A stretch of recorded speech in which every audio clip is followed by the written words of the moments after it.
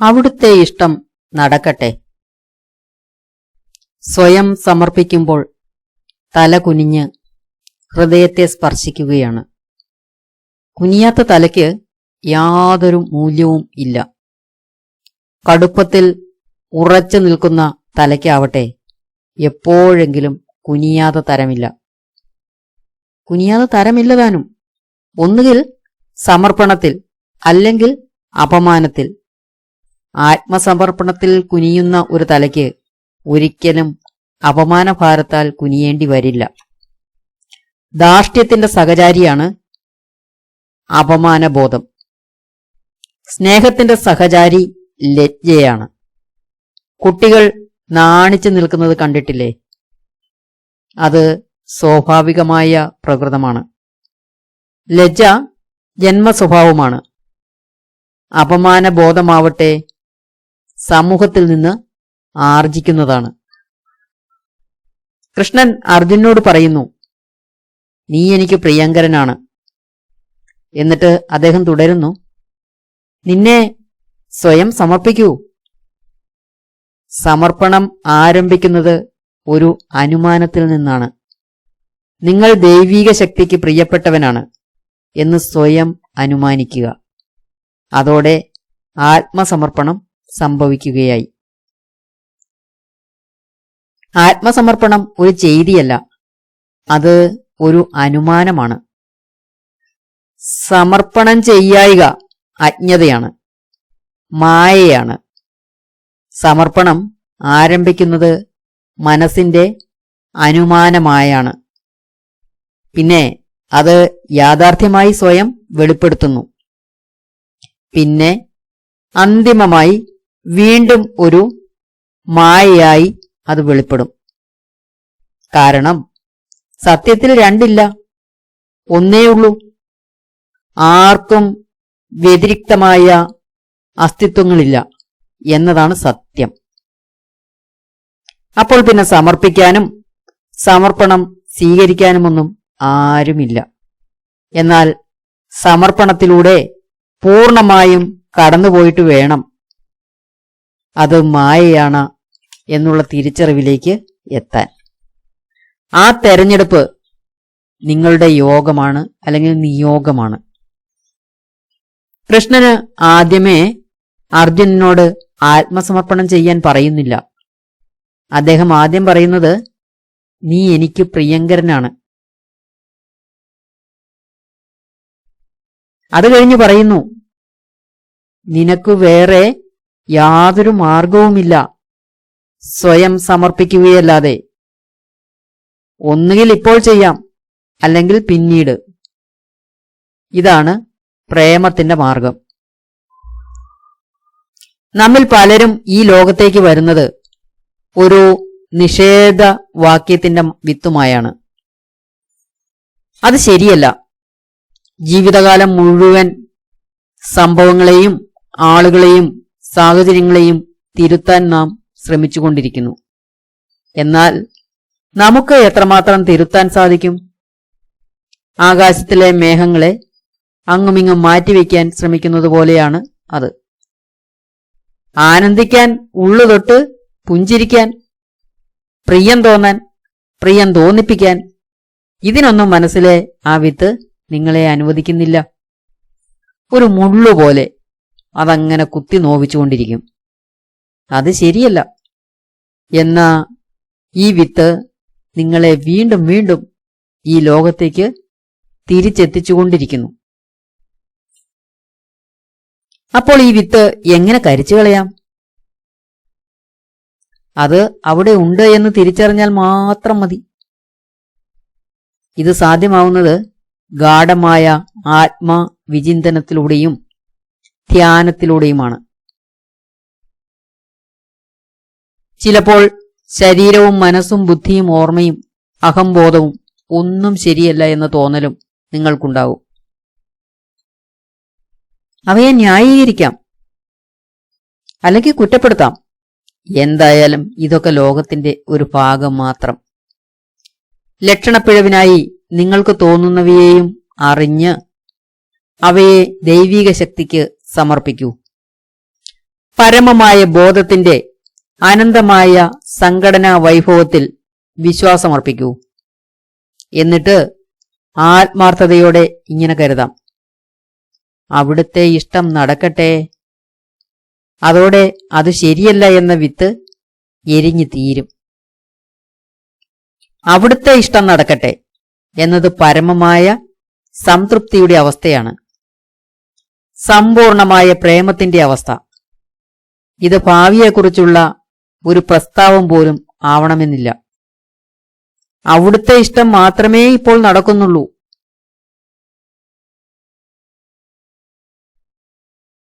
അപ്പോഴൊരു ചോദ്യം: ഈ സംഭവിക്കുന്നത് മുഴുവൻ ദൈവത്തിന്റെ ഇംഗിതമാണ് എന്നാണോ? അതെ, ഇങ്ങനെ സംഭവിക്കില്ലേ എന്ന ചിന്ത ഉൾപ്പെടെ. ആത്മീയ മാർഗത്തിലെ അന്വേഷകർ നേരിടുന്ന പ്രധാന തടസ്സം അവർ സമർപ്പണത്തിനായി ആഗ്രഹിക്കുന്നു എന്നതാണ്. സമർപ്പിക്കണം എന്ന് പറയാതിരിക്കൂ. നിങ്ങൾ ഇപ്പോഴേ സമർപ്പിതനായി കഴിഞ്ഞു എന്നറിഞ്ഞാൽ മാത്രം മതി. സമർപ്പിക്കാൻ ആഗ്രഹിക്കുന്നത് ഒരു തടസ്സമായി മാറും. എനിക്ക് അമ്മയെ സ്നേഹിക്കണം എന്ന് ഒരു കൊച്ചുകുട്ടി പറയുന്നത് പോലെയാണത്. ഒരു കുട്ടിയും അങ്ങനെ പറയാറില്ല. കുട്ടികളുടെ സ്നേഹം സ്വാഭാവികമായി തന്നെ പ്രകടമാണ്. സമർപ്പണം ഒരു പ്രവൃത്തിയല്ല, അത് ഒരവസ്ഥയാണ്.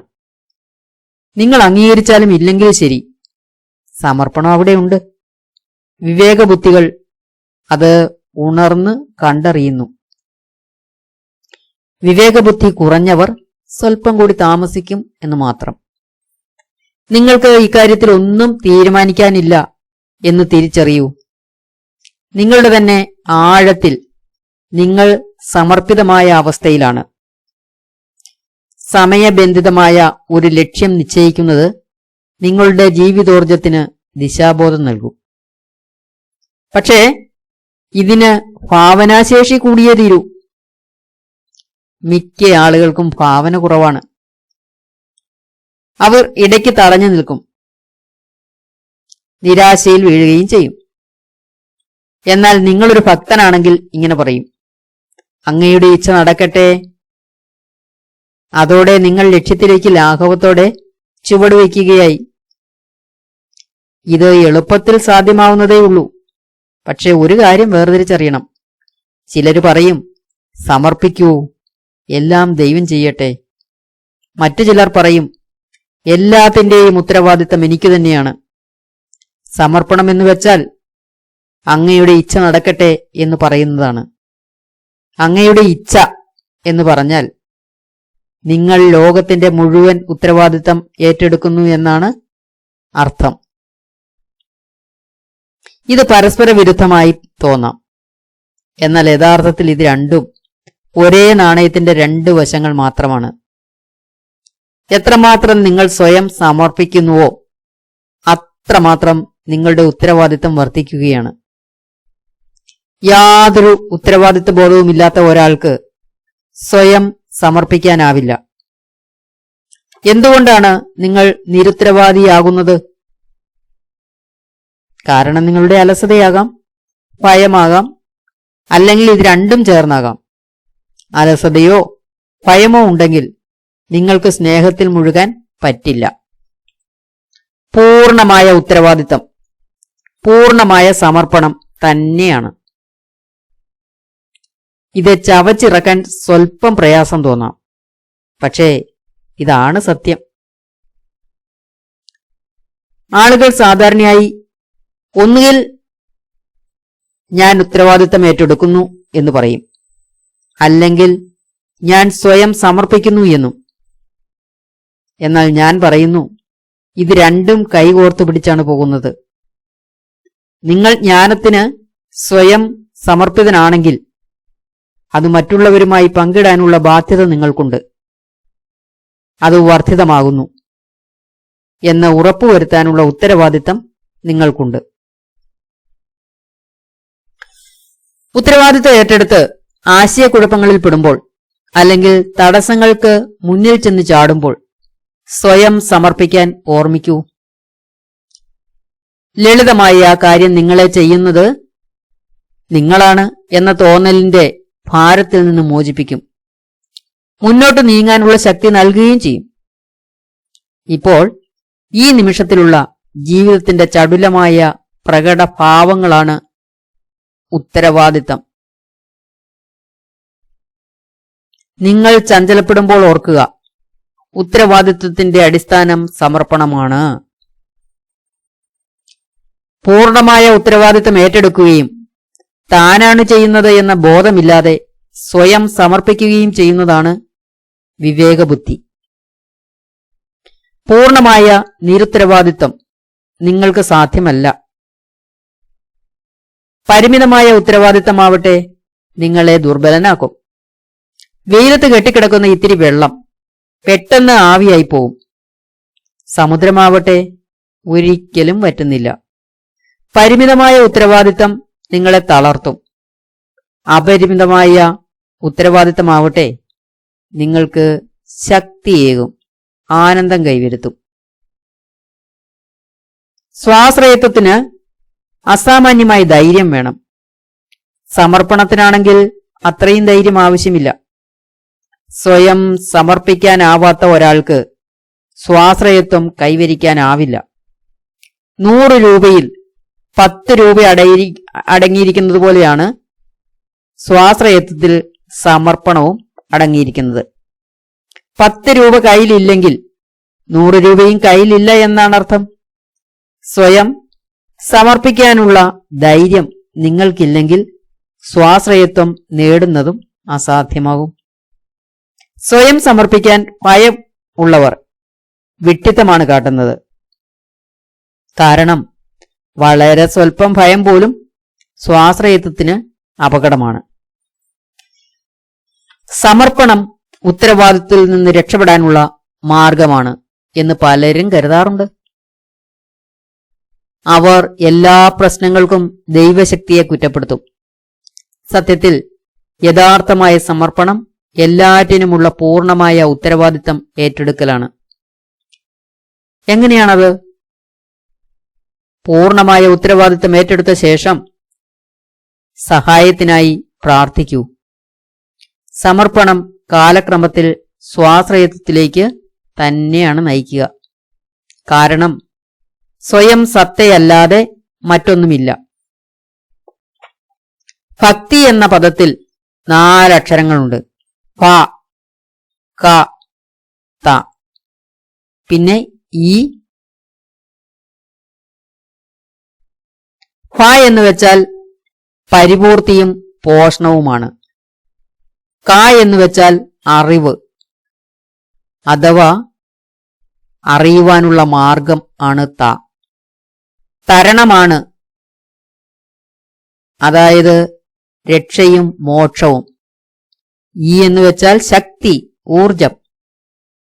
അതായത് ഭക്തിയിൽ 4 ഘടകങ്ങളുണ്ട്: പരിപൂർത്തിയും പോഷണവും, അറിവിലേക്കുള്ള മാർഗം, മോക്ഷം, ശക്തി. ഭക്തി രക്ഷയേകുന്നു, പോഷിപ്പിക്കുന്നു, ശരിയായ ജ്ഞാനത്തിലേക്ക് നയിക്കുന്നു. ഭക്തിയുള്ളപ്പോൾ സംശയങ്ങൾ ഉയരില്ല. ഏറ്റവുമധികം ശക്തി പ്രദാനം ചെയ്യുന്നതും ഭക്തി തന്നെ. ഈ 4 ഗുണങ്ങളുടെയും വിത്ത് ഭക്തിയിൽ അടങ്ങിയിട്ടുണ്ട്.